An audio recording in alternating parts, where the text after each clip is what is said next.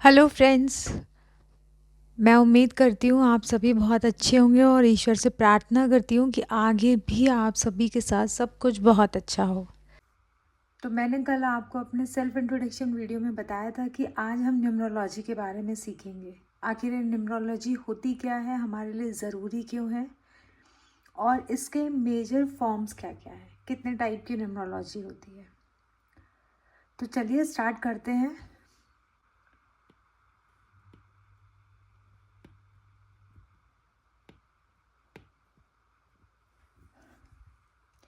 तो पहले एक छोटा सा इंट्रोडक्शन समझते हैं।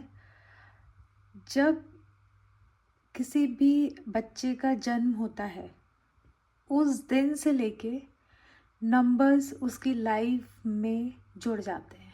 आपके जन्म के समय से लेके आपके रोज़मर्रा के दिन शुरू होने से लेके आपके हर सेकंड का हिसाब होने से लेके और हर पल आपको नंबर्स की ज़रूरत पड़ती है।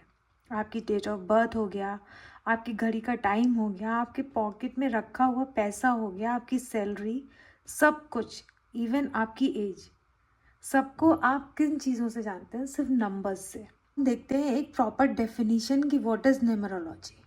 ठीक है,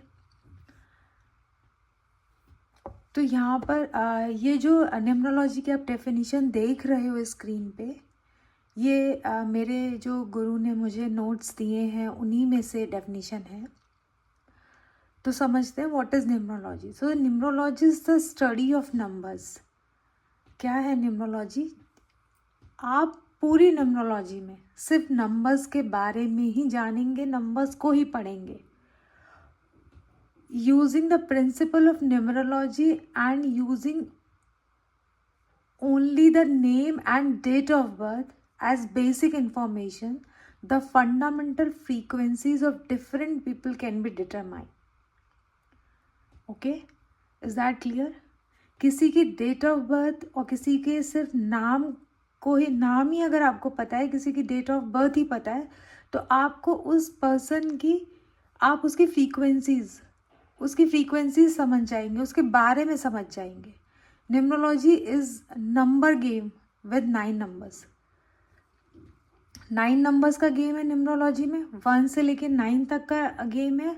और जो भी आगे के नंबर्स होते हैं वो रिपीट होते हैं। जैसे कि फॉर एग्जांपल सपोज 1 से लेके 9 तक नंबर्स है, उसके बाद जो 10 आएगा हमारा, उसको हम सिंगल डिजिट पे लेकर आएंगे, तो दैट इज 1 + 0 = 1, again 1 to 9। In numerology we will not count zero. Okay, zero को हम काउंट नहीं करते हैं। It is the origin of all numbers. कहते हैं ज़ीरो की फ्रीक्वेंसी इतनी हाई है कि आप उसे कहीं बांध ही नहीं सकते। In numerology we convert each word and each planet into numbers to understand their meaning. Numerology में हम क्या करते हैं, हर वर्ड को, हर प्लैनेट को एक नंबर की कैटेगरी में रखते हैं जिससे कि हम उनके बारे में समझ सकें। ओके, चलिए आइए अब देखते हैं major forms of numerology. Numerology basically कितने फॉर्म्स की है? अभी तक जो पता चला है, जो भी हाईलाइट हुई है, that is Pythagorean. Second one is Chaldean, कोई इसको चाइल्डियन भी पढ़ता है, कोई इसे चाइल्डियन भी पढ़ता है। Third one is Lo Shu and another one is वैदिक।